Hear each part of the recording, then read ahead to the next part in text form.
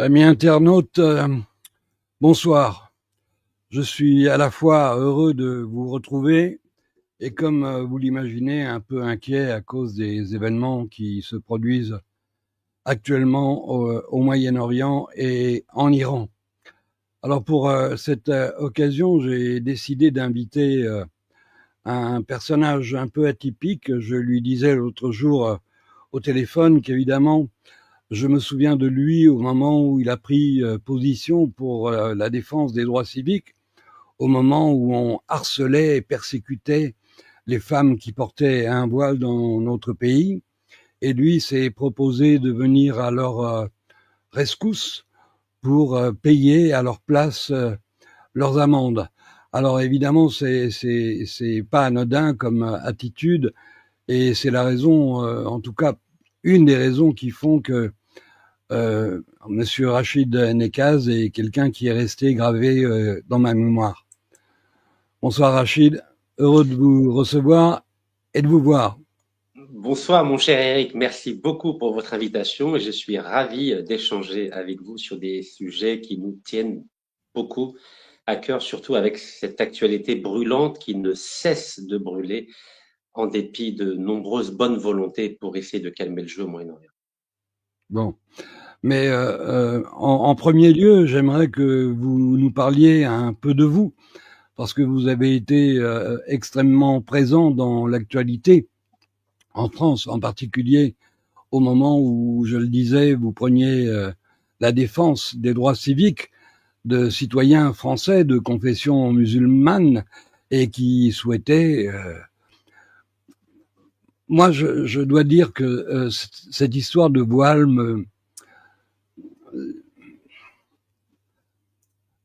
m'interpelle, me choque et m'emmerde. Je vais vous dire pourquoi. D'abord, ça m'interpelle. Ça m'interpelle qu'on puisse interdire à un individu, quel qu'il soit, le droit de s'habiller comme il le souhaite, pour des raisons qu'il souhaite. Ça me paraît une des libertés fondamentales des êtres humains. Ensuite, ce qui me choque, évidemment, c'est ce harcèlement continu. Et je dois dire qu'en tant qu'observateur de la vie politique, ce harcèlement a commencé dans notre pays d'une manière très lourde au moment de l'élection de Nicolas Sarkozy. On est passé en termes de répression, en termes de lois liberticides, à un niveau supérieur. Elles ne se sont pas arrangées avec François Hollande, qui prétendait être un socialiste, mais qui a élevé aussi le niveau de la répression justement à un niveau de violence rarement vu.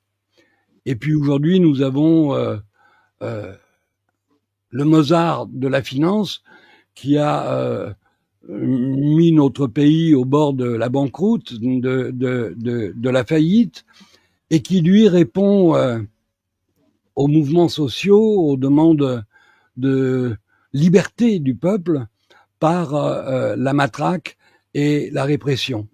Et on veut nous faire croire qu'un tel président a été réélu une seconde fois.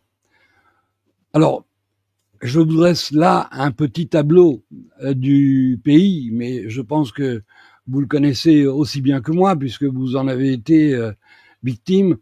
Alors j'aimerais que vous nous fassiez un résumé de ces dernières années pour en arriver à aujourd'hui, et puis de la manière dont votre existence a évolué, parce que je sais que vous vous êtes présenté aux élections présidentielles en France, que vous avez fait la même chose en Algérie. Les résultats n'ont pas été à la hauteur de vos espérances, si j'ose dire, mais symboliquement, vous avez fait irruption dans un monde qui a déjà ses petites règles et qui vous a vu arriver un peu comme un intrus, un empêcheur de tourner en rond, à qui il était évident qu'on allait placer devant ses pas des obstacles multiples. Alors, je vous cède la parole, mon cher Rachid. Je suis très curieux de vous entendre. Merci beaucoup pour cette introduction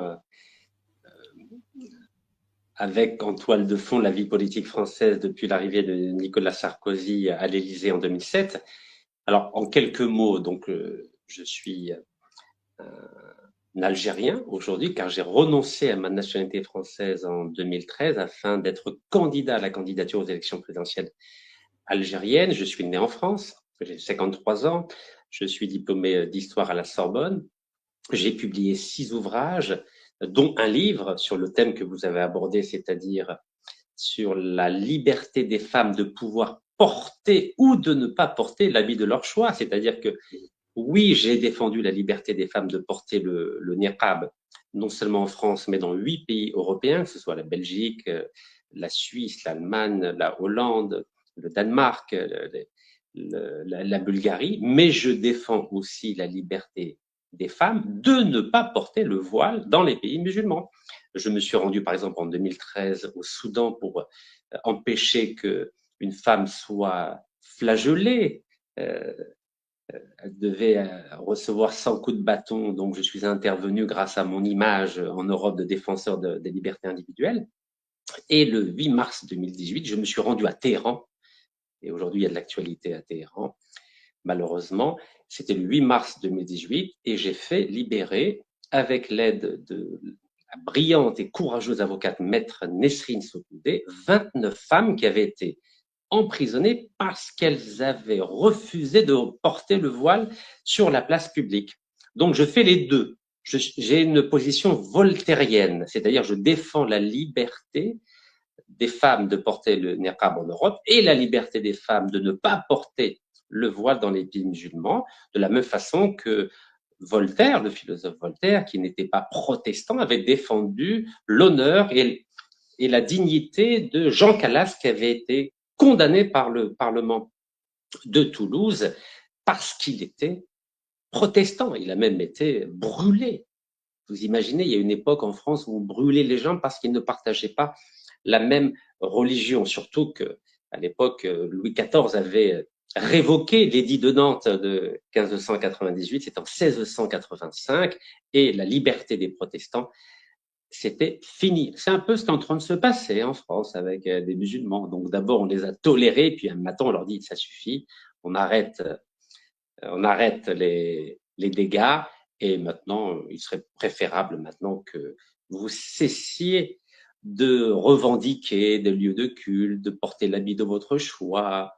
Et on le voit bien avec les expulsions d'imams, avec le fait que non seulement on a interdit d'abord le niqab dans les espaces publics à partir de 2010-2011. Ensuite, c'est les nounous accompagnatrices qui ont dit, bon, ça suffit, il faut arrêter de porter le voile. Ensuite, c'est le burkini dans les plages et ça continuait avec le voile à l'université. Et puis maintenant, on a un ministre de l'Intérieur qui, je le rappelle, est aussi ministre des cultes et qui se permet de dire, ah bah, le voile.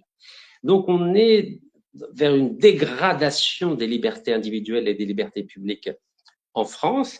Et c'est la raison pour laquelle, dans le cadre d'une promesse que j'avais faite à mon papa, mon défunt papa qui avait souffert d'un cancer de la prostate et qui est décédé en juin 2011, je lui avais promis d'essayer de faire quelque chose pour l'Algérie. Et c'est la raison principale qui a fait qu'en 2013, j'ai décidé de renoncer à ma nationalité française et ensuite d'essayer d'être candidat aux élections présidentielles en Algérie, à la fois en 2014 et en 2019. C'est vrai que ça m'a coûté 4 années de prison et de résidence surveillée en Algérie, mais pendant que j'étais emprisonné en Algérie, la France, la justice française en a profité pour me saisir tous mes biens, me bloquer tous mes comptes, me condamner par défaut à 18 mois de prison et elle a même délivré un mandat d'arrêt international.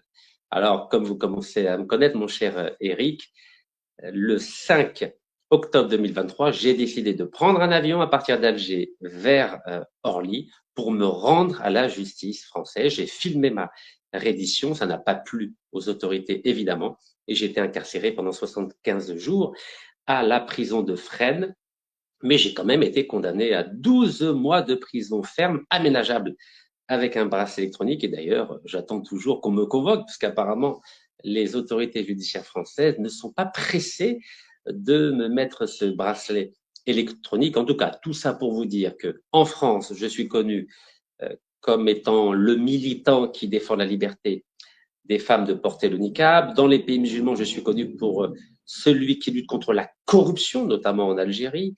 À cause de mon engagement contre la corruption, j'ai eu le nez cassé, j'ai mon oreille droite qui ne fonctionne plus. Le système auditif de mon oreille droite est HS depuis une agression le 6 octobre 2017. Bref, j'ai une double image, donc défenseur des libertés fondamentales en Europe et militant anti-corruption en Algérie, et notamment contre les multinationales étrangères, parmi lesquelles Total, qui fait pression sur des pays fragiles comme l'Algérie. Quand je parle de fragile, c'est-à-dire de fragilité, pardon, j'entends des pays qui n'ont pas les moyens militaires, médiatiques, juridiques, financiers de combattre des mastodontes comme Total, qui ont un chiffre d'affaires qui est supérieur au PIB de grands pays africains. Bref, j'essaye avec les petits moyens qui sont les miens d'essayer de faire bouger les choses des deux côtés de la Méditerranée. Bon, mais alors quelle perception vous avez de la France aujourd'hui? Vous parliez de Monsieur Retailleau, qui est ministre de l'Intérieur et effectivement ministre des Cultes, et qui s'est permis de prononcer ces mots à bas le voile, qui dénotent en réalité un niveau de réflexion proche des primitifs. On ne peut pas lui en vouloir, au fond, d'être aussi stupide. Il est peut-être né comme ça, Rachid. Mais aujourd'hui, vous, comment vous percevez la réalité des musulmans en France? Depuis 2015, depuis janvier 2015, j'étais intervenu sur une chaîne d'information russe qui s'appelle RT, donc Russia Today, et j'avais dit, après les attentats qu'il y avait, Charlie Hebdo, le Bataclan, que nous assistions au début de la fin de la présence des musulmans en France et en Europe. Car je vois bien l'évolution en France quant à la présence des musulmans sur le territoire. Au début, dans les années 60, ils étaient quelques dizaines de milliers. Aujourd'hui, c'est autour de 7 à 8 millions de personnes. Et quand on entend François Bayrou, le Premier ministre actuel, parler de submersion migratoire, en clair, il y a trop d'Arabes, de Noirs, de musulmans en France, on voit bien que la parole politique, les éléments de langage de personnalités politiques de premier rang ont évolué. Et aujourd'hui, ce n'est pas l'apanage du Front National ou du Rassemblement National de parler d'immigration, de dire qu'il y a trop d'Arabes, trop de musulmans, trop de Noirs. Non, aujourd'hui, l'ensemble des partis politiques, ça va de Manuel Valls jusqu'à Marine Le Pen en passant par Bruno Retailleau, François Bayrou, considèrent qu'il y a trop de personnes qui ne vont pas à l'église, pour schématiser.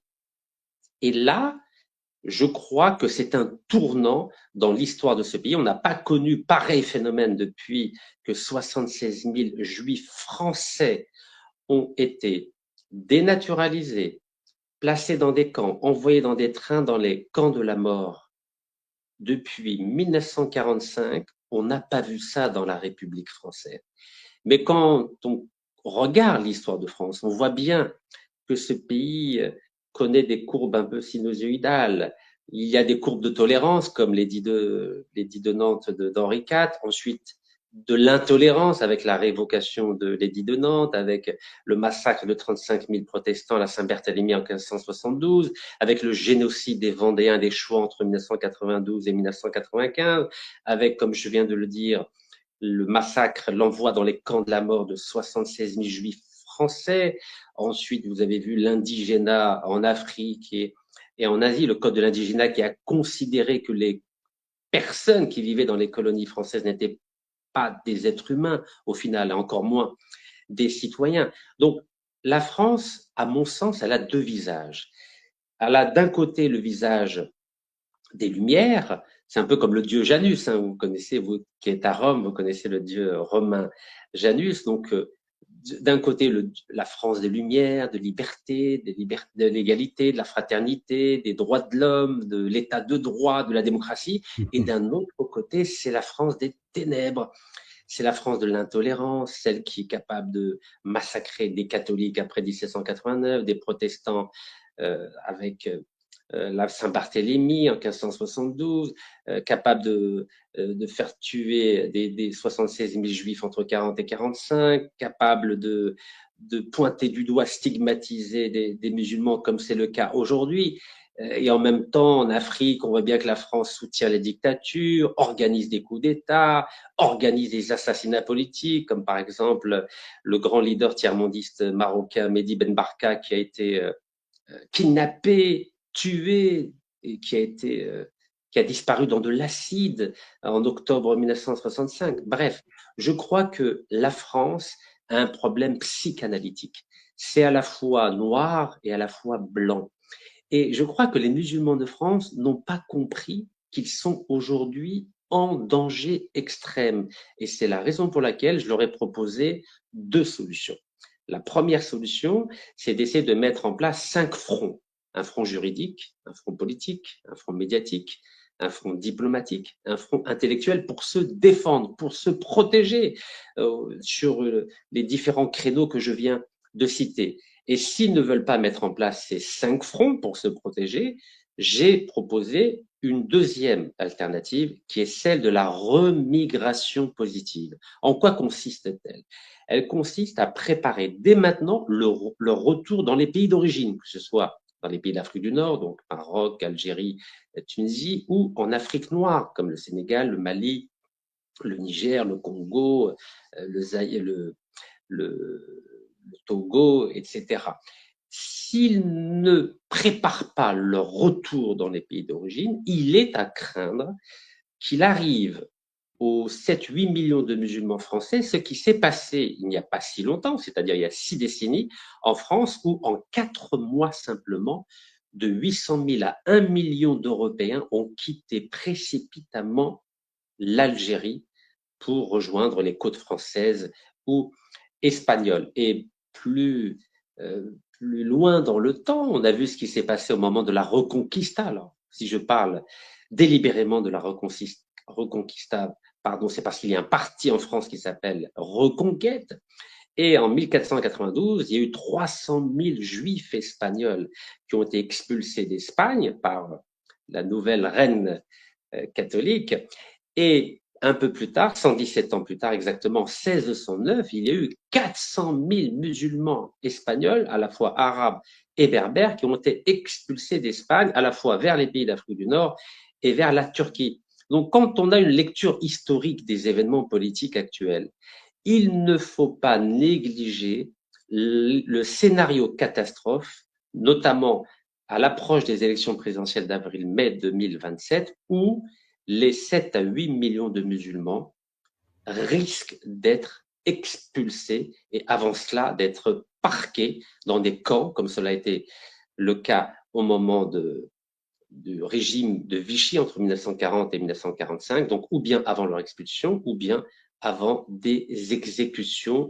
On en a eu un échantillon avec l'exécution par 57 coups de couteau d'un Malien dans une mosquée dans le sud de la France. C'était au mois de mai.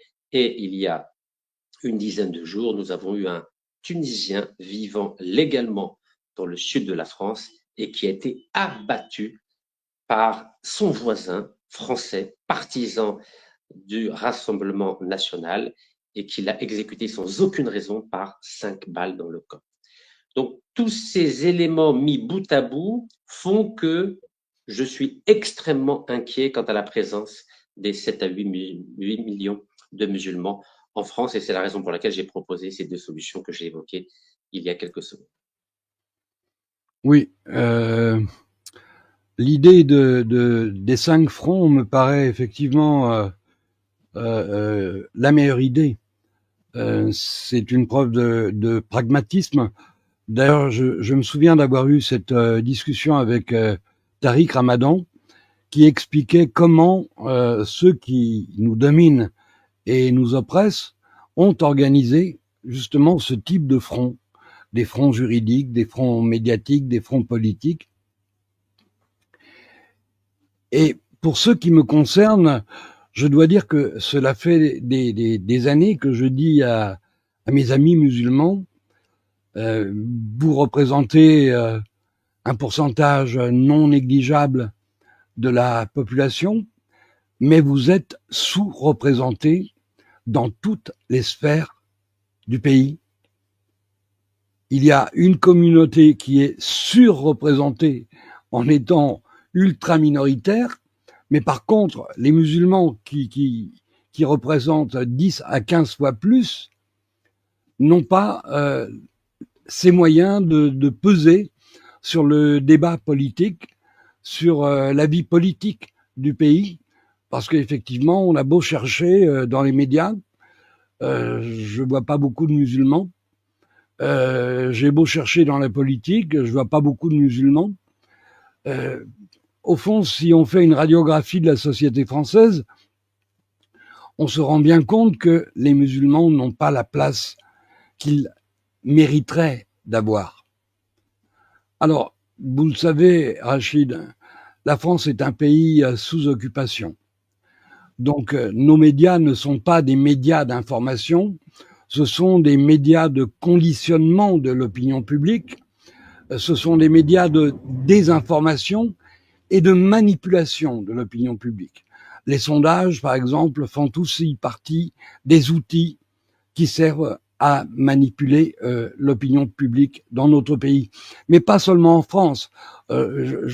J'aurais tendance à vouloir parler du bloc occidental, puisque le bloc occidental se veut la lumière du monde, et finalement, le monde, lui, nous regarde comme si nous étions le cancer du monde.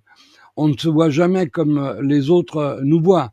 Nous donnons des leçons à tout le monde, mais dans notre propre pays, on emprisonne les gens qui dénoncent le génocide et on félicite ceux qui le soutiennent. On convoque au service antiterroriste des écrivains, des historiens, parce qu'ils ont l'outrecuidance de dire la vérité sur les événements actuels et dans quelle perspective historique ils s'inscrivent.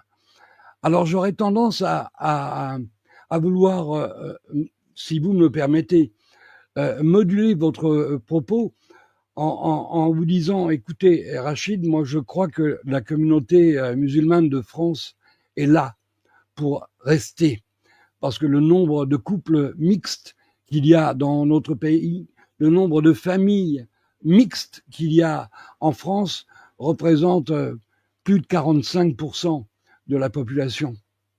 Donc le mélange s'est fait déjà naturellement. Est-ce que vous imaginez que si le pouvoir prenait le risque demain de déclarer les musulmans comme des indésirables dans notre pays, le reste des Français resteraient les bras croisés en disant bah, c'est pas grave, ça concerne les musulmans? Vous savez, vous connaissez aussi bien que moi, pour ne pas dire mieux que moi, l'histoire de France.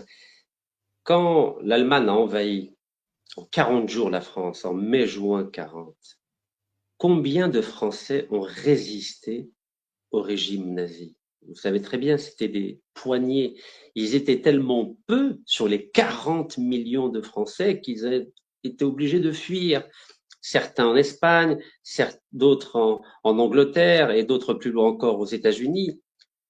Quand les choses vont mal, vous savez que la pression politique, médiatique, judiciaire, militaire parfois est tellement forte que les âmes de bonne volonté ne peuvent pas faire grand-chose lorsque le drame se produit sous leurs yeux. Et ce cas de figure a été observé aussi bien en France à partir de 1940. Vous savez qu'il y a eu très peu de résistants. Vous savez, le général de Gaulle lui-même, qui était français, a été dénaturalisé par le parrain de son fils, le maréchal Pétain, il était obligé de fuir à Londres. Il était tout seul à Londres. Il y avait qui? Il y avait Jean Moulin. Il y avait combien d'hommes avec lui? Très, très peu. Et on le voit aussi en Espagne, lorsque le régime franquiste s'est imposé en 1939, après 3 années de guerre civile.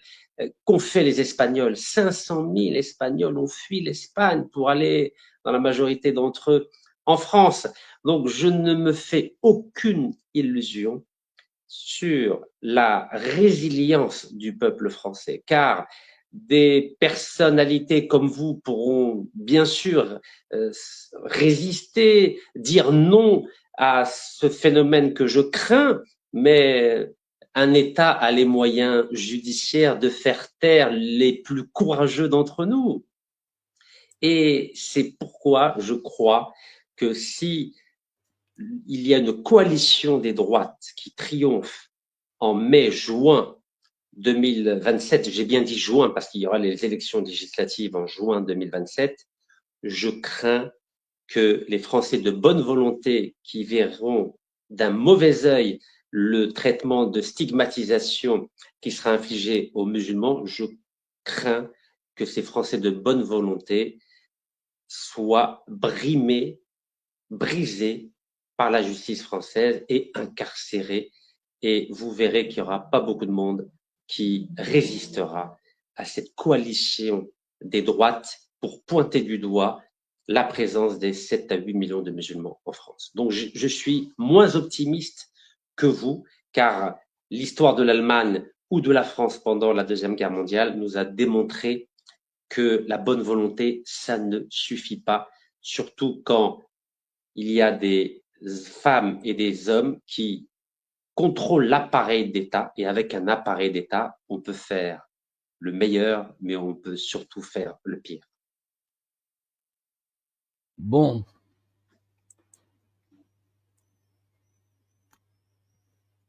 Alors, on doit faire quoi? Ah bah, vous l'avez évoqué tout à l'heure, et je l'ai indiqué en préambule, il y a 2 solutions. Ou bien la mise en place de ces 5 fronts, mais dès maintenant, pas après 2027. Après 2027, ça sera trop tard.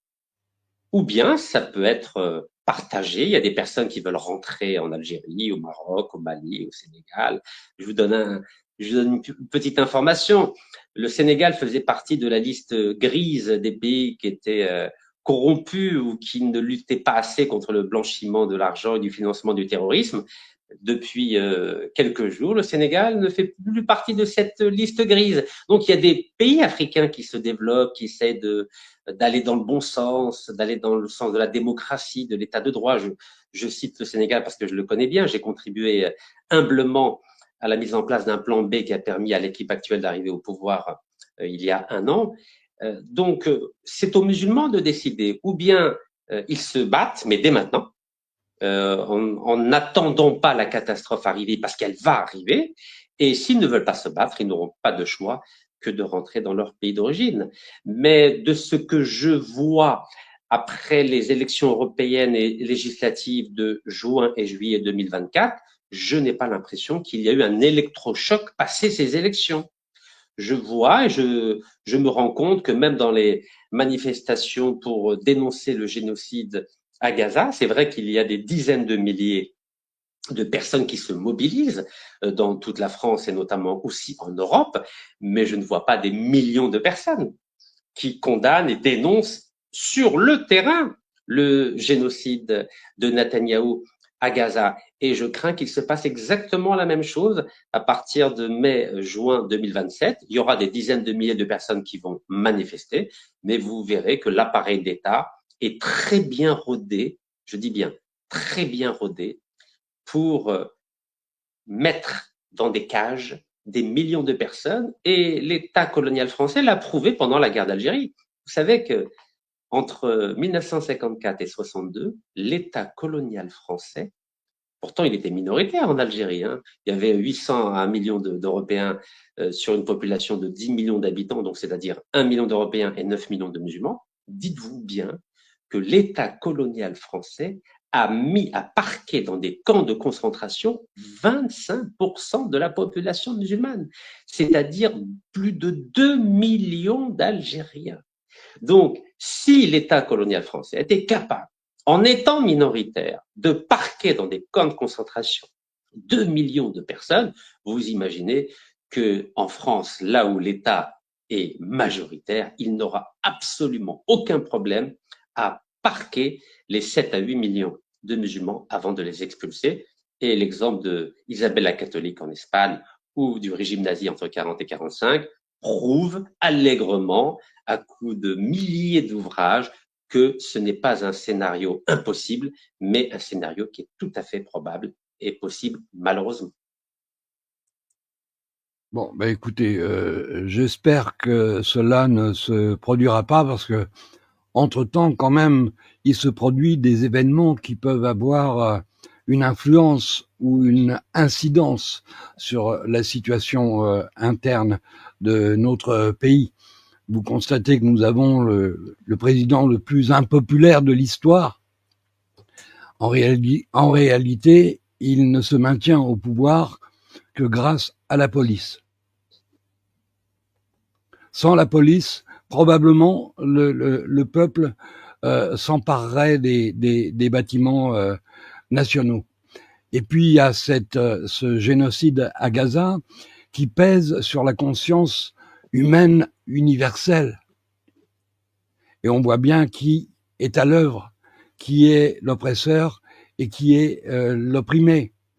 Il y a cette volonté absolument folle, suicidaire, de vouloir entraîner l'Europe dans une guerre contre la Russie pour défendre le pays le plus corrompu du monde, un pays où le régime est ouvertement judéo-nazi, mais auquel on apporte notre soutien militaire, financier, politique et médiatique.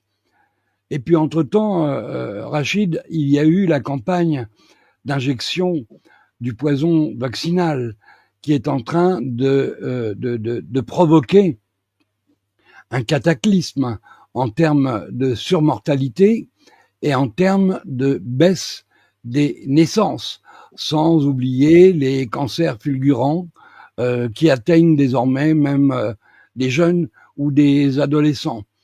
Et dans ce pays, nous sommes un certain nombre à avoir compris que cette campagne d'injection a pour but la dépopulation mondiale.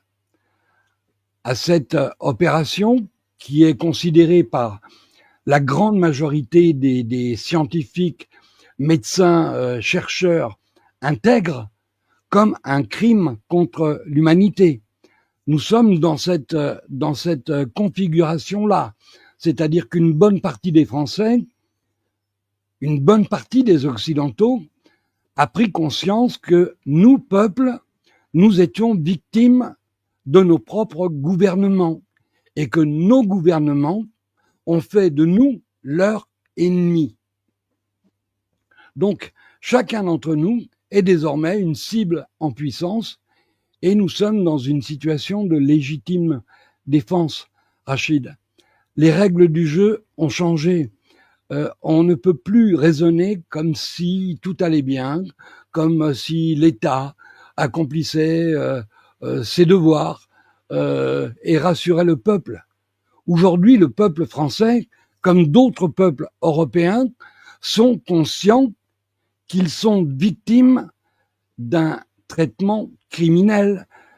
On nous a garanti que les vaccins étaient sûrs et efficaces, et puis, au bout du compte, on découvre que même Pfizer lui-même n'utilisait pas ces mots et énonçait une liste d'effets secondaires tellement graves que jamais ces vaccins n'auraient dû être infligés à des populations civiles. Mais le résultat est là, c'est qu'on enregistre un taux de surmortalité hors du commun et une baisse des natalités parce que les hommes injectés perdent en fertilité, les femmes enceintes, les fausses couches se multiplient. intéressez-vous un peu au sujet, Rachid, et vous allez voir que nous avons, nous, Français, de bonnes raisons d'être non seulement inquiets, mais légitimement en colère contre un pouvoir qui fait de son peuple un ennemi. Donc, ce que les musulmans vivent n'est qu'une partie du scénario. En France, personne ne peut croire qu'un pays aussi puissant économiquement que la France ne soit pas en mesure de résoudre le problème de l'insécurité. L'insécurité qui est toujours, de toute façon, la conséquence d'une injustice sociale. Parce que si on ne donne pas à un être humain les moyens de gagner sa vie honnêtement, vous en faites forcément un délinquant. Moi, le premier.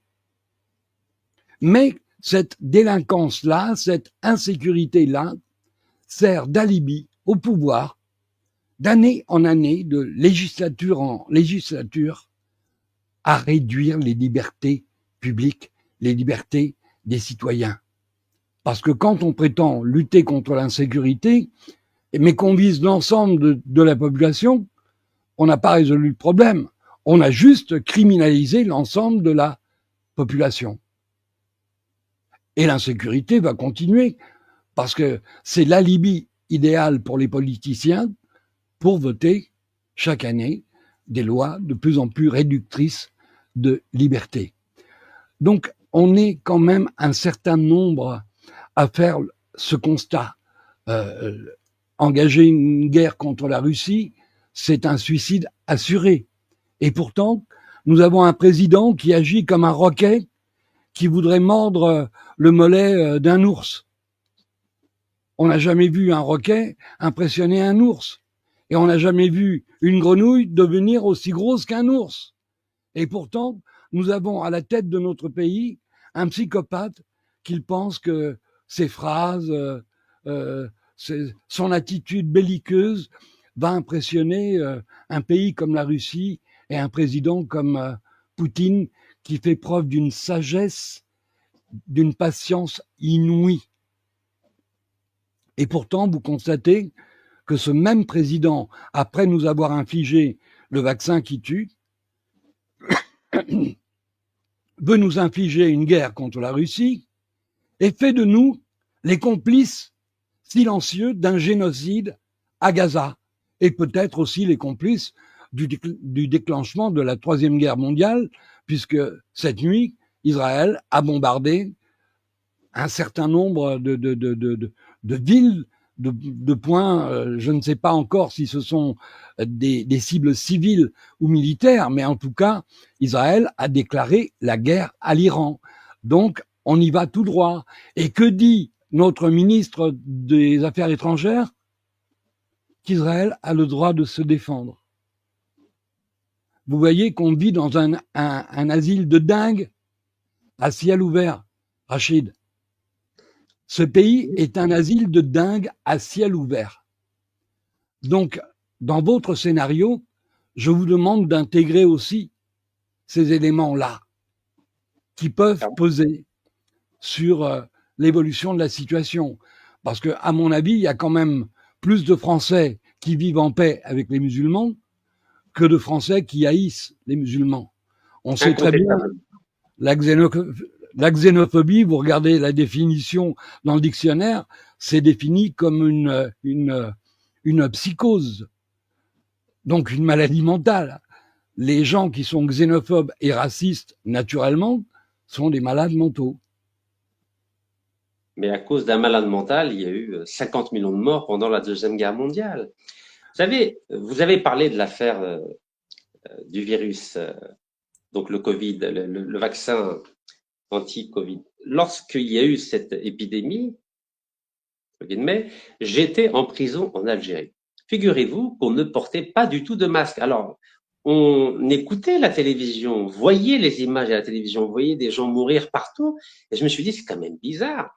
La prison, c'est un lieu de promiscuité où il y a très peu de garanties sanitaires ou de garanties, en tout cas de moyens de pouvoir lutter comme à la télévision contre cette épidémie. Et pourtant, on était tous vivants. Je me suis dit, c'est quand même bizarre, on est quand même en Algérie, on est en Afrique, on n'a même pas de masque et on est tous vivants. Et je me suis dit, mais est-ce que ce que je vois à la télé, c'est réel ou c'est la prison qui me protège contre cette épidémie? Et en effet, lorsque j'avais la visite de mes avocats, parce que on a été interdit de voir, on a été interdit de visite de la famille parce qu'à cause de cette épidémie, donc on avait uniquement la possibilité de voir nos avocats à travers une vitre donc séparatrice. Et je disais à mon avocat, mais c'est vrai qu'il y a des morts dehors, parce que là, nous, on n'a pas de masque, on n'a rien, et on est vivant, et puis on est inquiet. On se dit peut-être qu'on va mourir demain, après-demain. Et il me dit, écoute, on ne sait plus. Comme tout le monde, on regarde la télévision, les chaînes étrangères, et on ne sait plus. Alors c'est vrai qu'il y a eu des morts dues à l'absence d'oxygène, donc ça, c'était constaté, car dans mon équipe de militants, nous avions un infirmier qui nous tenait au courant, donc par le biais de nos avocats, de ce qui s'est passé dans les hôpitaux. Donc c'est vrai qu'il y a eu à un moment donné une crise de l'oxygène, très peu d'oxygène. Mais concernant le vaccin, c'était beaucoup plus flou.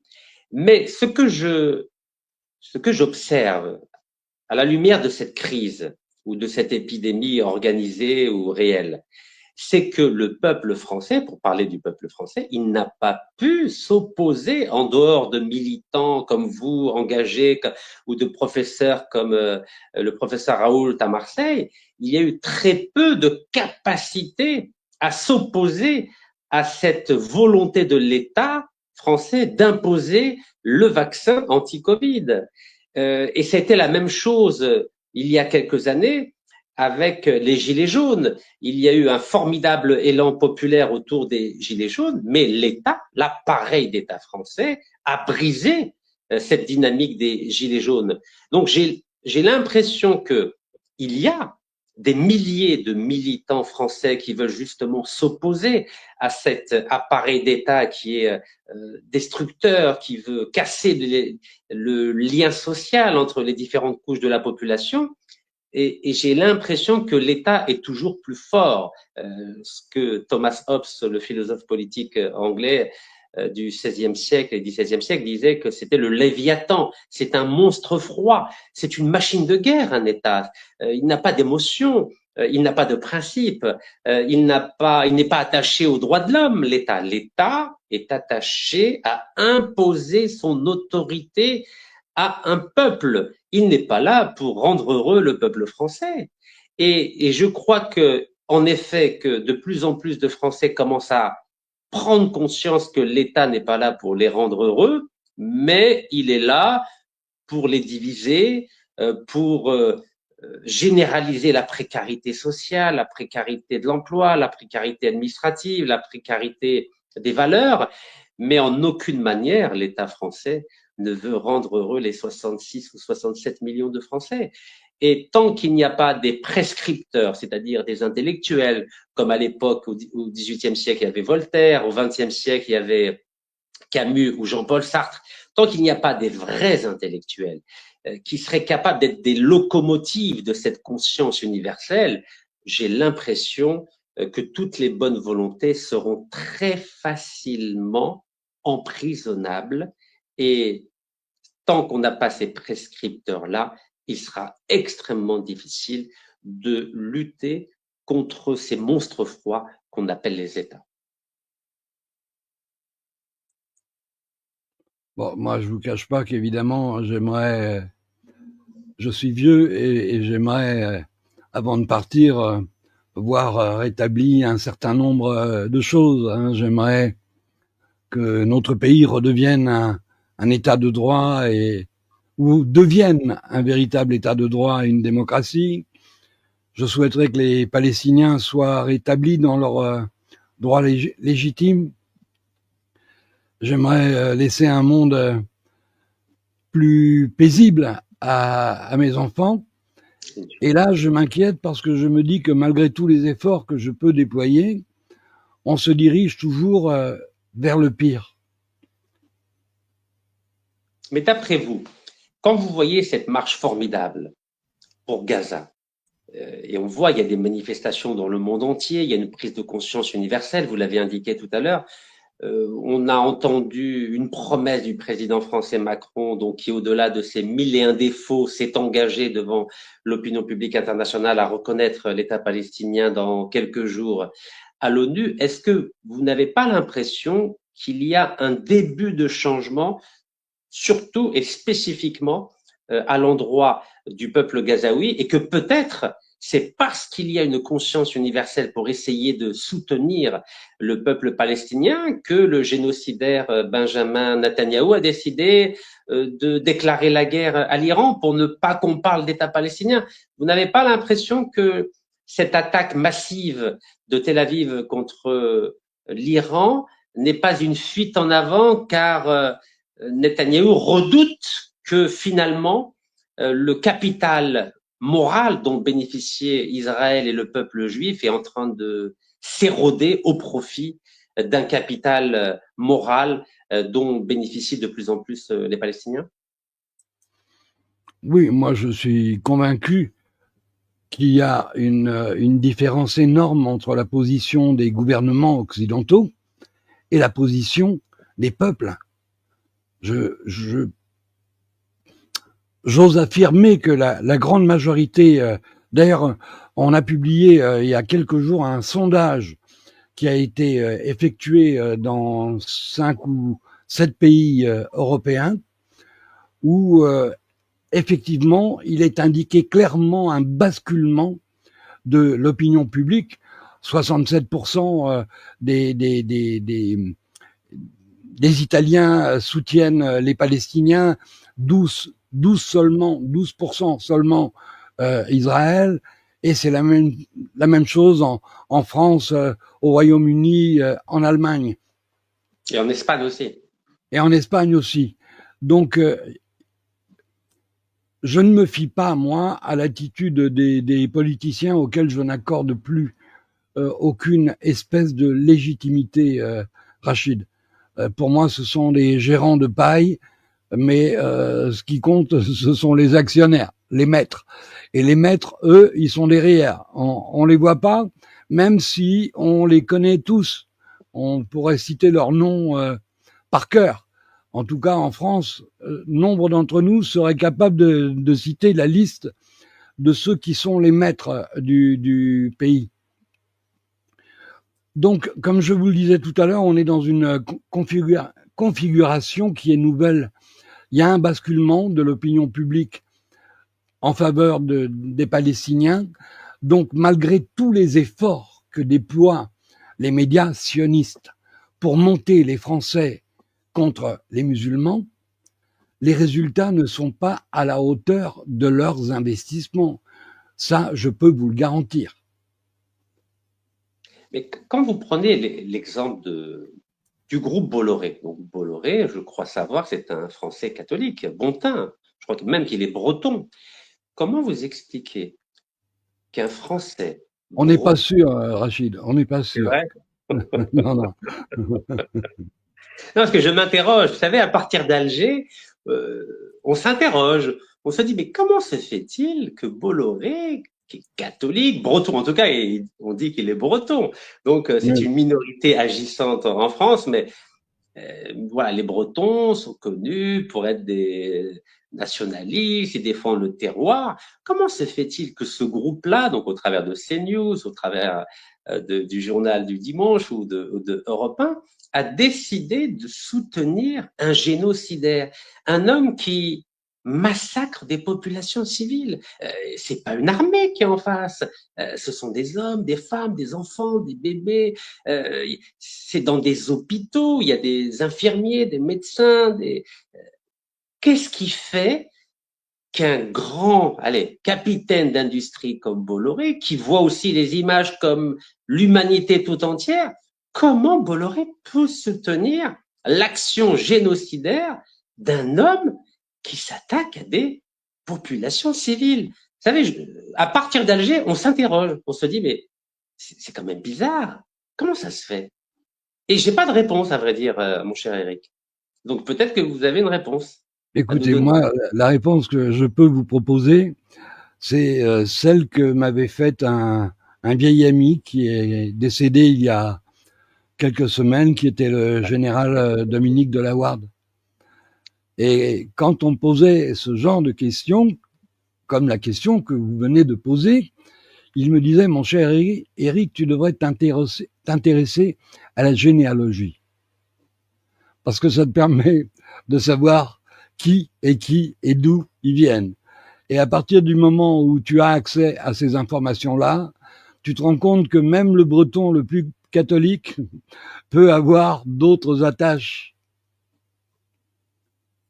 Et ce sont probablement les attaches que ce monsieur a avec une partie de ses racines qui le conduisent à financer ce que nous appelons, nous, journalistes indépendants, les médias de la haine.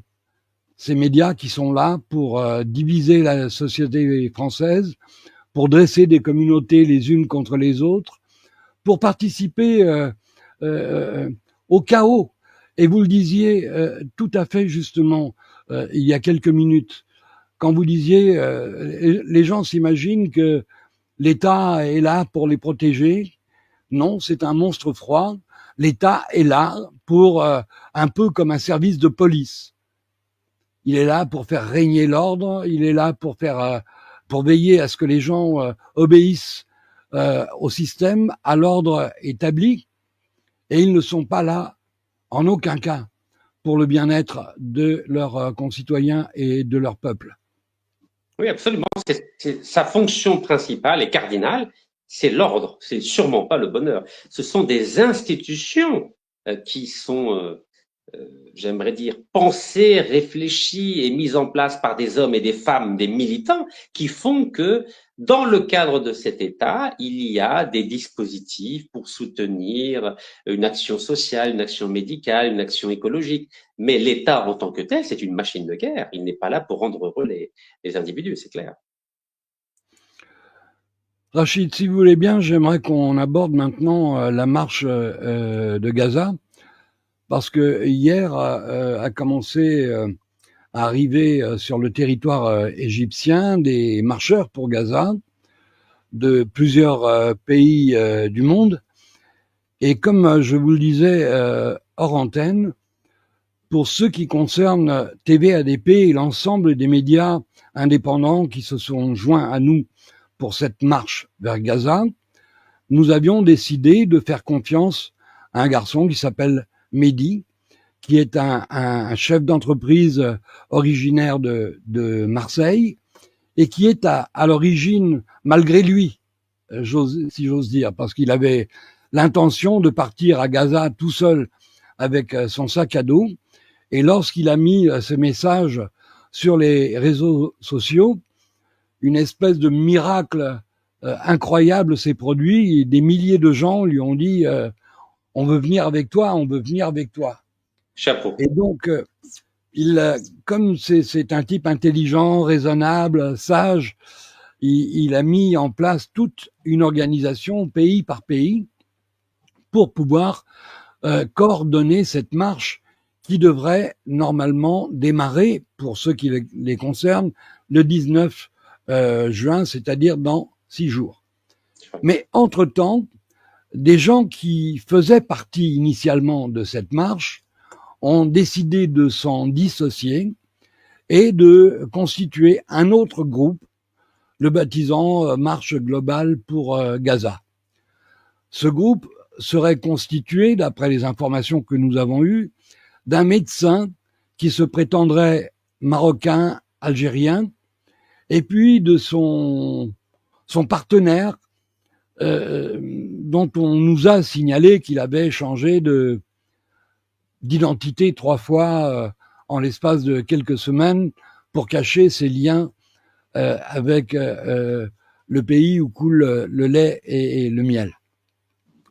Et ce départ donc a eu lieu, et aujourd'hui les marcheurs qui ont suivi ce duo établi en Suisse et qui a donc usurpé à la fois la démarche de Mehdi et puis à la fois le projet dans son ensemble, je vous l'ai dit tout à l'heure, si on voulait saboter cette marche, on n'aurait pas procédé autrement.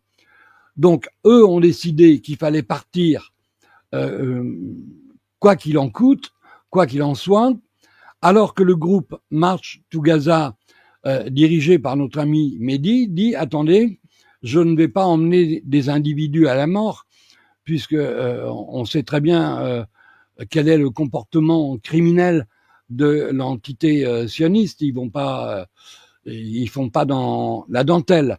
Donc exposer des individus, des citoyens à un danger de mort, c'est peut-être pas ce qu'on peut faire de plus raisonnable, d'autant que sa responsabilité serait recherchée s'il arrivait quelque chose, en disant voilà, mise en danger de la sécurité ou la santé d'autrui. De la vie.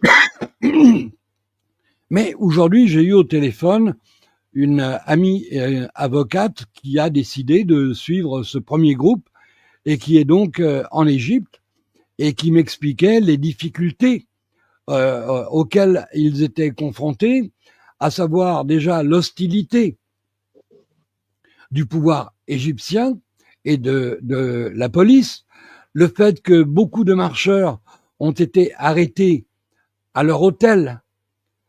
Ça veut dire en clair que la branche suisse a communiqué les informations au gouvernement égyptien pour pouvoir lui permettre d'arrêter tous ceux qu'ils veulent arrêter. Donc il y a du sabotage, c'est ça que vous êtes en train de me dire. Voilà, alors je vais vous montrer trois images, très courtes, une séquence de 7 secondes pour vous montrer comment les marcheurs sont traités par les policiers égyptiens.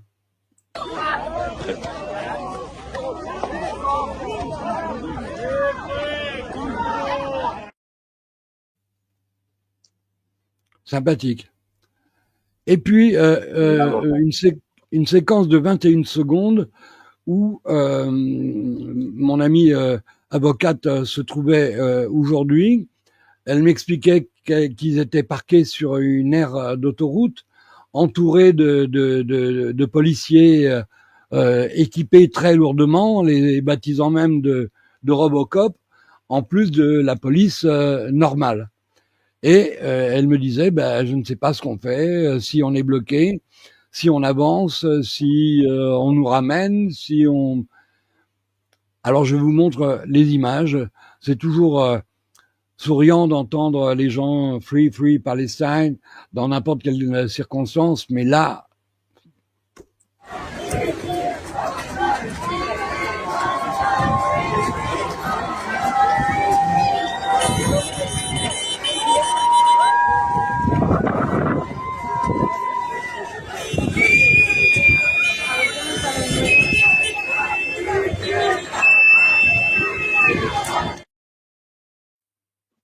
Voilà, vous avez vu les grilles à droite de l'image, ça veut dire vous n'irez pas plus loin. Ça veut dire que ceux qui ont pris la responsabilité d'emmener avec eux ou de faire venir avec eux des marcheurs de tous les pays du monde pour un tel résultat, bien évidemment, c'est décevant. Et pour notre part, nous mettons en garde naturellement les marcheurs qui suivent, qui veulent se joindre à cette marche vers Gaza, de s'approcher de Mehdi et de son organisation, parce qu'à mon avis, vous y serez sûrement plus en meilleure sécurité. Ça c'est un moyen de décourager tous ceux qui veulent s'engager. Parce qu'évidemment... Excusez-moi, mon cher Eric. À votre avis, pourquoi l'Égypte met des obstacles ou met des freins à la réussite de cette marche universelle, cette marche humaine, pour venir en aide au peuple palestinien et en particulier gazaoui qui est meurtri? Normalement, l'Égypte, en tant que pays musulman, en tant que pays arabe, en tant que ancienne civilisation, la plus ancienne civilisation du monde avec la Mésopotamienne, normalement, elle devrait soutenir cette action pacifique et humanitaire. Pourquoi, d'après vous, le pouvoir égyptien s'y opposerait? C'est vous l'invité, mon cher Rachid. Oui, mais là, je Mais m'interroge parce que hier, il y avait un formidable espoir et là, tout d'un coup, en 24 heures, tout s'est renversé. Qu'est-ce qui s'est passé? ben, écoutez, ce qui est anormal, c'est qu'un pays aussi puissant que l'Égypte assiste à un génocide à ses portes sans bouger le petit doigt. Alors le fait qu'ils empêchent les marcheurs pour Gaza d'accéder à Rafah est dans la même logique. Du sang de ces innocents, ils s'en lavent les mains. C'est un État totalitaire. Il ne faut pas oublier dans quelles conditions Sisi a accédé au pouvoir. L'Égypte n'est pas une démocratie, loin de là. Et Donc, vous ne, et vous ne craignez pas qu'il se passe peu ou prou la même chose en France à partir de 2027 si la France était amenée à connaître des soubresauts, pas avec la même intensité que celle que l'on observe aujourd'hui à Gaza, mais avec un traitement différencié des musulmans. Vous n'avez pas l'impression que le peuple français risque d'être dans la même situation de léthargie que le peuple égyptien aujourd'hui à l'endroit de la cause palestinienne et notamment à Gaza? écoutez, j'espère franchement que non. J'espère franchement que non. Parce que si on a atteint un tel niveau d'indifférence, de je m'en foutisme, d'égoïsme vis-à-vis de la souffrance humaine, quelle qu'elle soit, dans ce cas, c'est la Palestine, mais ça pourrait être un autre point du globe. Dans les mêmes circonstances, nous les dénoncerions avec la même force. On nous accuse, nous, défenseurs du droit international, de la légalité internationale, parce que j'écris des articles sur Gaza depuis une quarantaine d'années, et je me suis toujours appuyé sur le respect du droit international. Aujourd'hui, il est devenu clair pour le monde entier que le bloc qui se revendique le plus civilisé, le plus moral, l'état de droit, les droits de l'homme, tout ça, c'est de la foutaise. Nous parlons beaucoup, mais dans nos actes, nous accomplissons exactement le contraire de ce que nous disons. Nous ne sommes ni un État de droit, ni une démocratie, ni un pays qui défend les droits de l'homme, et encore moins un pays qui défend les droits humains.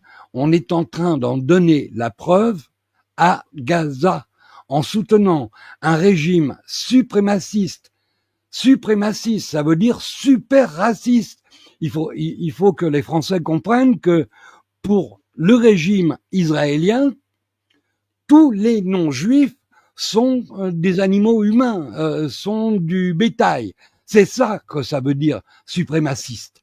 Donc on a affaire à un État suprémaciste et génocidaire, multi-condamné par l'ONU, ayant violé 229 résolutions, dont des dizaines pour crimes de guerre et crimes contre l'humanité, dont les dirigeants sont poursuivis devant la Cour pénale internationale pour crimes de guerre et crimes contre l'humanité.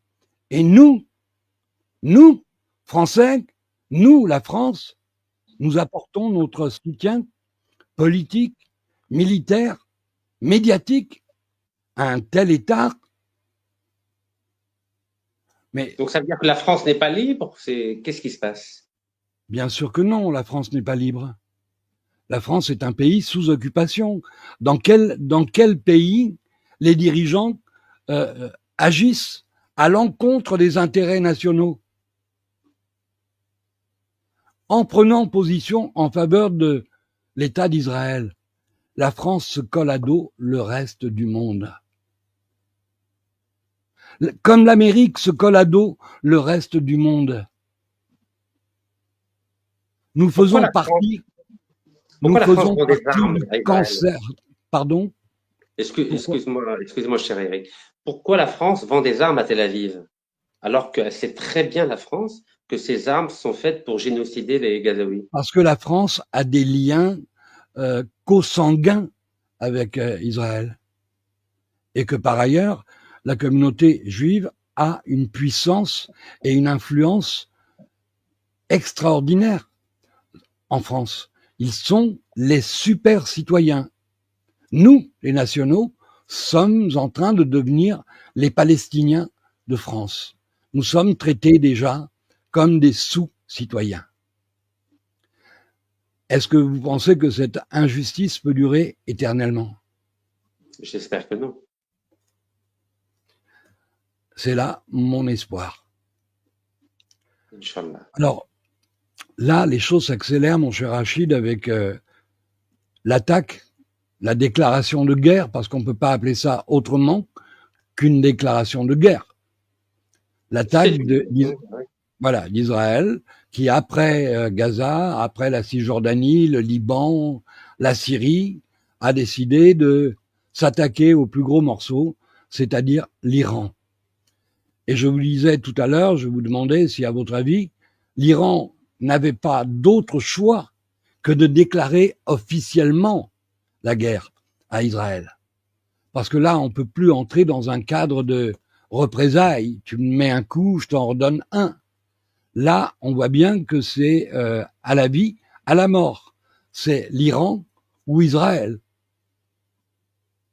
Les Iraniens sont beaucoup plus subtils et beaucoup plus pragmatiques que les Égyptiens ou les Syriens ou les Libanais ou les Saoudiens. Vous savez, je vais peut-être vous étonner, mais depuis 2500 ans, il y a une alliance entre les Perses et les Juifs. Déjà à l'époque de Cyrus le Grand, les Perses ont toujours soutenu les Juifs.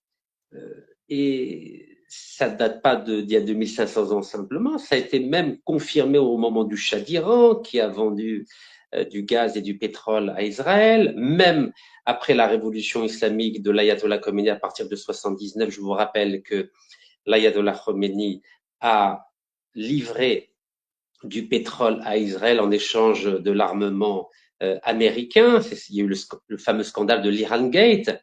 Et on voit bien que depuis une quarantaine d'années, l'Iran utilise des proxys, en gros les vassaux, les filiales au Liban avec le Hezbollah, la filiale palestinienne de Hamas, la filiale yéménite avec les Houthis, pour ne jamais s'attaquer directement à Israël, car ne l'oublions pas, les Iraniens ne sont pas des Arabes. Certes, ce sont des musulmans, mais ce ne sont pas des Arabes. Et c'est une très ancienne civilisation. Et dans les années 50, les théoriciens du sionisme à Tel Aviv avaient imaginé ce qu'ils appelaient la stratégie périphérique, les alliances périphériques. Les Israéliens des années 50 ont dit « Ok, nous avons des problèmes avec les pays arabes qui se sont ligués contre nous pour nous faire la guerre à cause de la question palestinienne. Nous, on va essayer de développer une stratégie d'alliance périphérique en essayant de nous entendre avec des pays musulmans, mais non arabes, comme la Turquie, comme le Pakistan, comme l'Iran. » Et c'est dans le cadre de cette alliance stratégique périphérique que des contacts à la fois politiques, commerciaux, économiques et militaires ont été noués avec la Turquie. Je vous rappelle qu'à depuis 1994, il y a une coopération militaire entre Tel Aviv et Ankara. Il y a eu une coopération militaire, économique, financière, des renseignements entre Tel Aviv et Téhéran. Donc, il n'y a pas une vraie rivalité entre Tel Aviv et Téhéran. Bien au contraire, il y a des intérêts communs à déstabiliser les pays arabes de façon à ce que chacun d'eux devienne les véritables arbitres de la scène moyen-orientale. Donc, contrairement à l'hypothèse que vous avez évoquée, je ne pense pas que l'Iran va déclarer la guerre à Tel Aviv.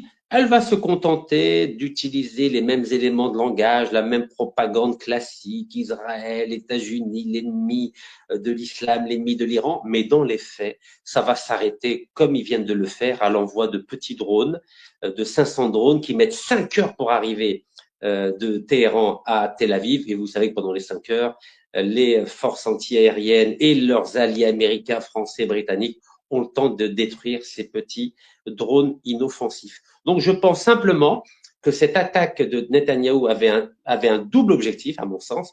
Le premier, c'est de casser cette dynamique pro-Gaza qui est en train de se dérouler sous nos yeux à travers les différentes capitales du monde entier. Et le deuxième objectif, c'est celui de Netanyahou, il est plus personnel, c'est d'empêcher qu'il y ait un remaniement gouvernemental qui va forcément déboucher sur des élections législatives anticipées.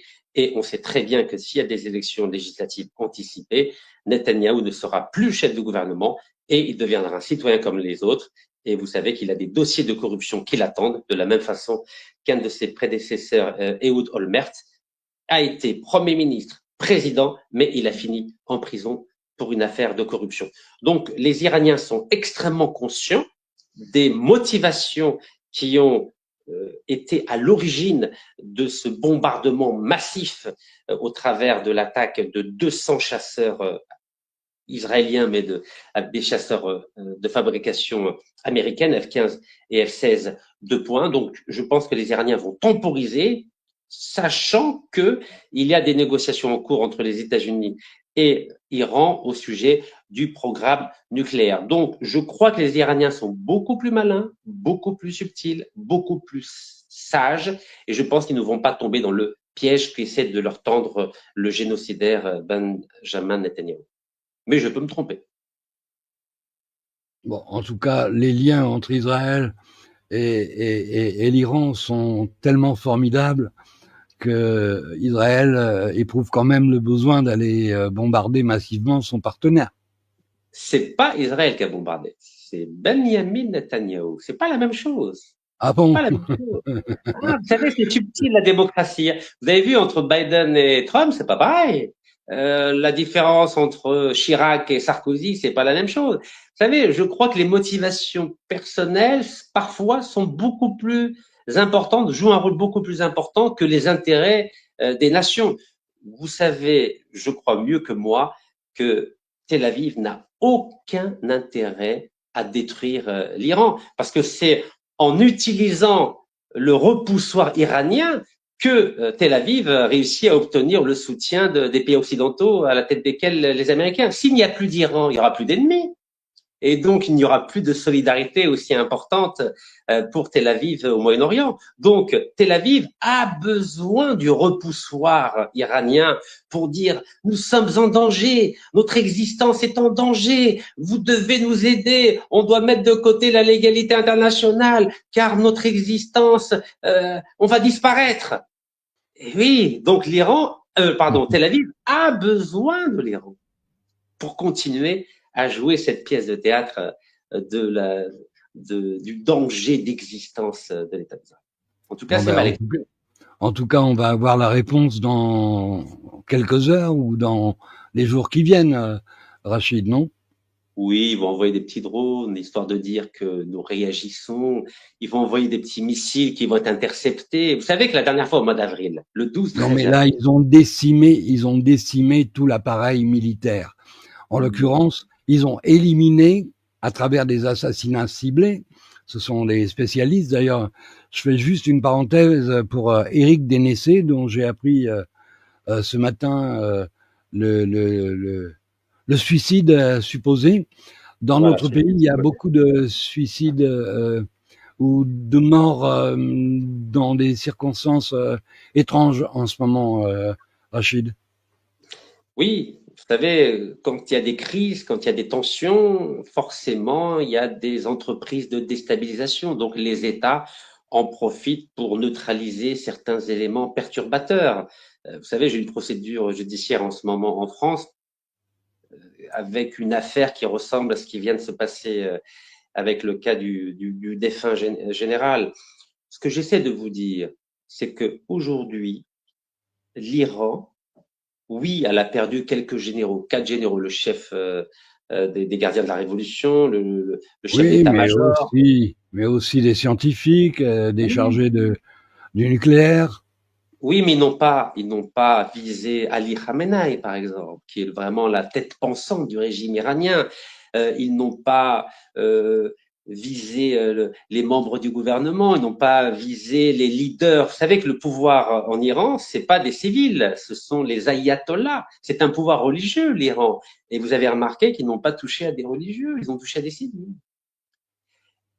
Croyez-moi, l'Iran va simplement faire une petite riposte. Et tout à l'heure, je vous ai dit que lorsque l'Iran envoyait ses drones et ses missiles le 13 avril, vous savez qu'ils ont prévenu les Américains. Donc Oui, oui, oui. même les Iraniens, avant d'attaquer Tel Aviv, ils prévenaient Washington. Bon, écoutez, on va réagir. Hein. Donc en gros, prévenez-les, prévenez-les. Non, tout ça, c'est une mascarade. Cette mascarade moyen-orientale, elle date de 1916-1917 avec les accords Sykes-Picot. On voit bien que la grande victime de cette mascarade moyen-orientale, c'est le peuple palestinien, qui est le véritable perdant de ce jeu à tête multiple. Vous voyez bien que le seul peuple qui n'a pas d'État dans la région, en dehors des Kurdes, ce sont les Palestiniens. Et ceux qu'on génocide actuellement, ce sont les Palestiniens, ce ne sont pas les Iraniens. Vous savez, lorsque j'étais en mars 2018 à Téhéran et que je parlais avec mes interlocuteurs du problème palestinien, vous savez ce qu'ils me disaient? On a assez de problèmes comme ça en Iran pour nous occuper du problème palestinien. Voici la réalité populaire. C'est les gouvernements qui instrumentalisent la question palestinienne. Vous savez, depuis Je sais pas si on peut, je sais pas si on peut lire ça dans le cas de l'Iran, Rachid. Je ne sais pas si on peut accuser l'Iran d'instrumentaliser la cause palestinienne. Peut-être que d'autres le font, mais l'Iran soutient les mouvements de la résistance. Oui, c'est pas la même chose. Soutenir des mouvements politiques, c'est une chose. Soutenir la cause palestinienne, ça n'a rien à voir. Vous savez, tous les pays musulmans instrumentalisent la cause palestinienne. Et je vais commencer exprès par le cas du Pakistan. Vous savez que le Pakistan est le seul État musulman à détenir l'arme atomique. Vous avez déjà entendu le Pakistan dire à Tel Aviv, si vous attaquez un pays musulman, vous aurez le droit à notre riposte? Jamais. Jamais le Pakistan a menacé Tel Aviv d'une riposte en cas d'attaque d'un autre pays musulman. Et pourtant, quelle est la raison d'être de l'État pakistanais? C'est simplement une raison d'être religieuse. Vous savez que les Pakistanais et les Indiens, c'est exactement le même peuple. La différence qu'il y a entre un Indien et un Pakistanais, c'est simplement sa religion. Donc l'identité politique du Pakistanais, c'est sa religion musulmane. Et en leur qualité de seul détenteur de l'arme atomique dans le monde musulman, on n'a jamais entendu le Pakistan menacer Tel Aviv d'une riposte s'il s'attaquait à Téhéran ou s'il s'attaquait à Gaza ou s'il s'attaquait à Damas. Jamais. Attendons de voir, parce que les événements sont quand même en train de prendre une tournure dramatique. Je ne vois pas tout à fait les choses comme vous, Rachid. Je crois que Israël a dépassé la ligne rouge et que ça peut très bien se généraliser, ça peut très bien se transformer en troisième guerre mondiale. Parce qu'au fond, au fond, en attaquant l'Iran, c'est aussi indirectement la Russie qu'on attaque. Même pas. Je vais vous dire quelque chose. Si vraiment Tel Aviv voulait déclarer la guerre à l'Iran, vous savez par quoi elle aurait commencé? Par les gisements de pétrole et de gaz. C'est comme ça qu'on affaiblit un État. On n'affaiblit pas l'Iran en allant attaquer 3-4 généraux ou 3-4 sites nucléaires iraniens. Le poumon économique d'un pays, en tout cas de l'Iran, c'est le gaz et le pétrole. Et en plus, 70% des gisements de pétrole se trouvent à la frontière avec l'Irak, dans une province qu'on appelle l'Arabistan. C'est une province habitée par une majorité d'Arabes. Et vous avez remarqué que Tel Aviv n'a pas du tout touché ni un gisement de gaz, ni un gisement pétrolier. Donc c'est simplement une attaque qui a été orchestrée par Netanyahou car il a peur de perdre son poste de Premier ministre, c'est tout. Et les Iraniens en sont conscients et les Américains en sont conscients. Et vous allez voir que très vite, ça va se calmer, de la même façon que Trump a réussi à calmer l'un des Pakistans qui allait vers une déflagration. Vous vous en souvenez, il n'y a pas longtemps. Ça s'est arrêté, mais d'un coup. Il a suffi que Trump appelle le Premier ministre indien et le Premier ministre pakistanais. Tout est rentré dans l'ordre en quelques heures. Et vous allez voir, tout va rentrer dans l'ordre après une petite attaque bidon des drones iraniens sur Tel Aviv. Bon, donc selon vous, cette attaque d'Israël sur l'Iran, c'est à relativiser. C'est pas très grave. Ça ne peut pas être un motif de déclaration de guerre. Voilà, j'ai pas dit que c'est pas grave, c'est extrêmement grave, mais les motivations sont plutôt à chercher du côté de Netanyahou qui a peur de perdre son poste de Premier ministre et de finir en prison, plutôt qu'une concertation avec l'ensemble des forces politiques israéliennes. Oui, Ça, j'en suis convaincu. et puis il inscrit aussi sa démarche politique dans un cadre eschatologique. C'est la création du Grand Israël. Donc pour créer le Grand Israël, il faut liquider tous les ennemis autour. Non, pas maintenant, puisque la stratégie de Tel Aviv, c'est d'abord de normaliser ses relations diplomatiques avec tous les pays arabes qui l'entourent. Là, il compte beaucoup sur l'Arabie Saoudite, Oui, sur mais ça reste un vœu pieux, surtout aujourd'hui, où le monde entier soutient la cause palestinienne. oui, mais les Saoudiens sont aussi pragmatiques que les Iraniens. Vous savez, les Saoudiens veulent calmer le jeu, ils ont autorisé l'alcool dans les 600 hôtels, ils veulent avoir des relations d'affaires avec Tel Aviv. Non, c'est pas un vœu pieux. Vous savez, avant l'attaque du 7 octobre, on était à 2 doigts d'une normalisation entre Tel Aviv et Riyad. C'est pas un vœu pieux. Vous savez, les pays arabes aujourd'hui, je parle des États, ne soutiennent plus la cause palestinienne en dehors de l'Algérie. En dehors de l'Algérie, il n'y a aucun autre État, je dis bien aucun autre État. La Tunisie aussi. Oui, non, la Tunisie, elle n'a pas les moyens diplomatiques et militaires de l'Algérie. Oui, bien sûr. Je vous rappelle que dans les années 90, la Tunisie avait ouvert un bureau d'affaires israélien à Tunis. Et c'est l'Algérie qui a fait en sorte qu'il fasse marche arrière. Je parle des États importants. L'Algérie est le seul État arabe ou berbère, on l'appelle comme on veut, important qui soutient la cause palestinienne. Les autres l'ont totalement abandonné. Bon, écoutez Rachid, on se reparlera dans un trimestre et on fera le point sur cette discussion passionnante. Moi, évidemment, je suis un peu plus inquiet que vous. Et au fond, j'espère que les Israéliens vont aller au bout de leur folie pour en payer le prix. Parce que la Bible dit aucun de nos actes ne reste sans conséquence, que ce soit le bien ou le mal. Et s'ils poussent le mal jusqu'à l'extrême, bien évidemment, ils devront en accepter et en subir les conséquences. Ce sera peut-être le moyen de résoudre le problème une bonne fois pour toutes. Mais il faut espérer que des juifs sages, et il y en a beaucoup, que je connais d'ailleurs, puissent avoir un peu plus d'influence dans le jeu politique israélien, parce que pour l'instant, on n'a que les fous furieux qui sont au gouvernement à Tel Aviv, et on peut espérer que des juifs intelligents qui défendent le vivre ensemble entre les chrétiens, les juifs et les musulmans vont avoir un peu plus d'audience, car malheureusement, ils sont extrêmement minoritaires. Absolument. Ils sont extrêmement minoritaires. Ils sont inaudibles. Pour l'instant. Mais il faut les encourager. Oui. Il faut les encourager. En tout cas, je vais dans ce sens-là. Et tout à l'heure, on évoquait le cas de l'Iran et de Tel Aviv.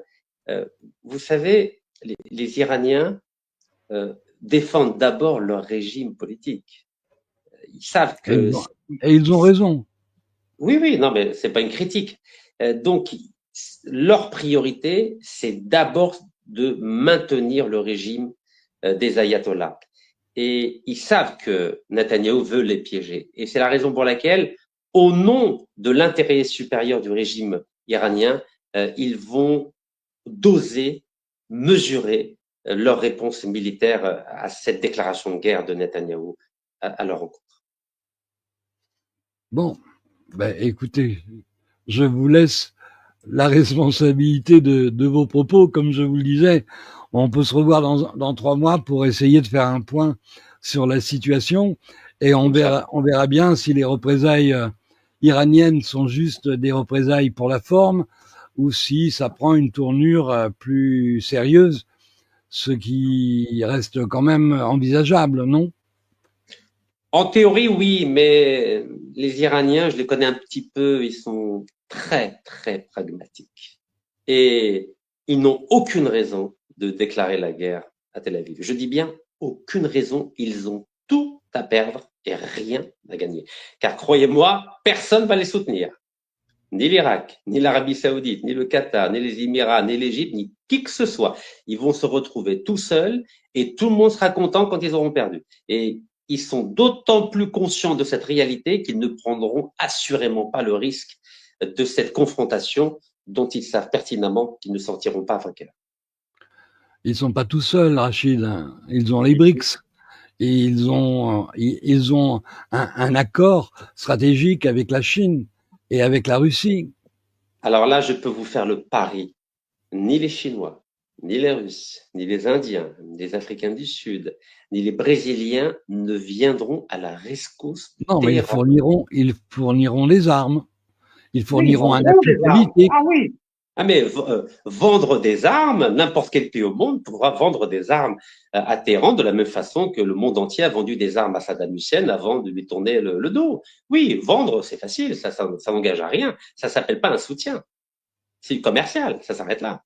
Ben oui, enfin bon, si on leur fournit des missiles qui peuvent, ils n'ont pas besoin des missiles les Iraniens parce qu'évidemment, au moment de la guerre Iran-Irak, les Iraniens avaient un besoin de missiles vital et personne n'a voulu leur en fournir.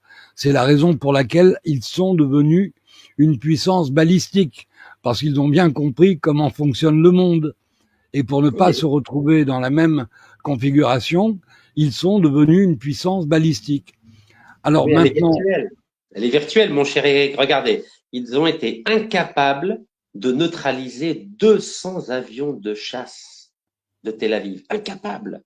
Ça veut bien dire que l'armée iranienne est une armée en carton. C'est que du vent. À un moment donné, il faut regarder les choses en face. Quand un pays n'est pas capable de voir venir des avions de chasse qui ont fait 1500 kilomètres, ça veut bien dire que c'est une armée en carton. Bon, vous ne rendez pas très optimiste, Rachid.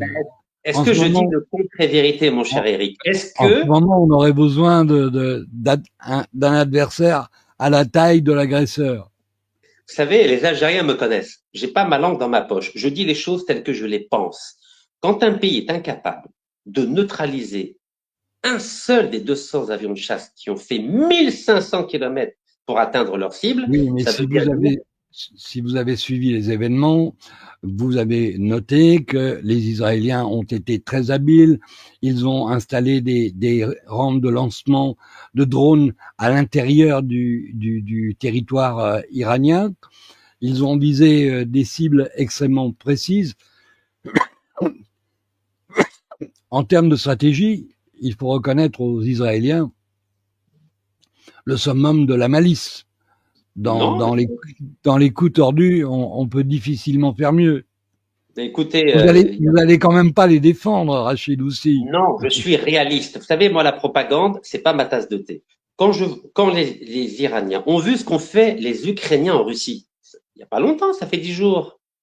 Donc, ils savent bien que on peut organiser des attaques avec des drones, avec une stratégie intelligente, maligne.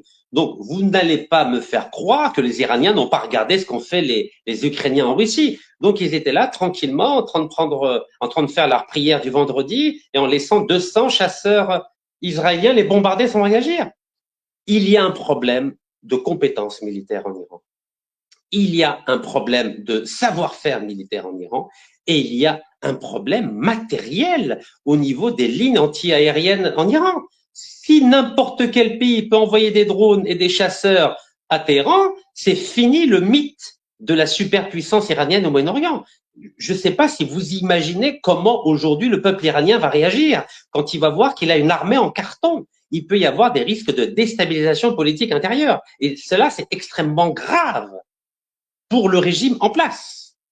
Car les Iraniens vont dire, mais on a un pouvoir qui est incapable de défendre nos frontières. Donc, il va perdre sa légitimité aux yeux du peuple iranien. C'est un danger très important. Et il risque de se passer la même chose qu'en Syrie, quand Hafez al-Assad, plutôt quand Bachar al-Assad a disparu en même pas 10 jours. Donc, il est à craindre une déstabilisation à l'intérieur du régime algérien. Bon, bah, qui vivra verra. Voilà, on fait de l'analyse entre Rome et Alger. C'est ça. Merci, cher Rachid. On est à 1h31 d'émission. Merci. C'est moi qui vous remercie, mon cher Eric Montana, pour ce débat ouvert, sans tabou, et on espère constructif pour les personnes qui nous suivent. Merci, en tout cas. Amis internautes, on se retrouve... demain soir, c'est Claude Jambier que vous allez retrouver et qui a comme invité notre ami Jean-Michel Vernochet, qui va nous commenter l'actualité comme il sait si bien le faire au vitriol. Et donc, je vous invite à nous retrouver demain soir à 20h sur cette même chaîne. Je veux remercier les modérateurs qui sont présents dans le chat et qui nous permettent de dérouler cette émission tranquillement et paisiblement. J'adresse mes salutations à Sam et à Caroline. Merci beaucoup pour votre participation. Merci d'être là fidèlement. Et puis, amis internautes, je vous souhaite une longue et belle soirée. Essayez de vous détendre un peu parce qu'effectivement, en ce moment, les news, c'est quand même très toxique pour notre état mental. Heureusement que, pour ceux qui me concernent, j'ai mes juments le matin, ça me sort un peu du tumulte et du chaos et ça me ramène un peu aux fondamentaux de la vie. Merci Rachid. Je vous dis à bientôt. Merci à vous, Eric Montana, et merci à TV ADP pour ce bel échange.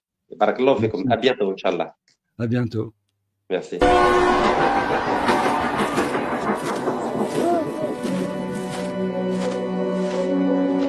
Long, long time ago.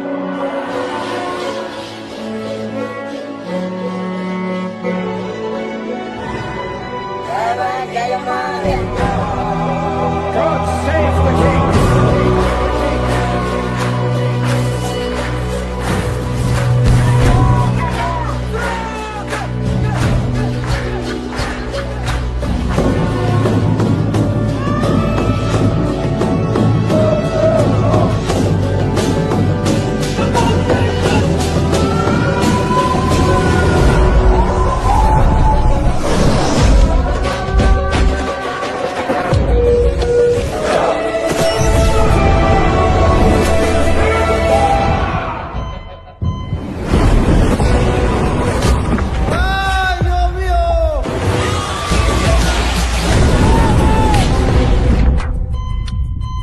Yüksek sesle konuş!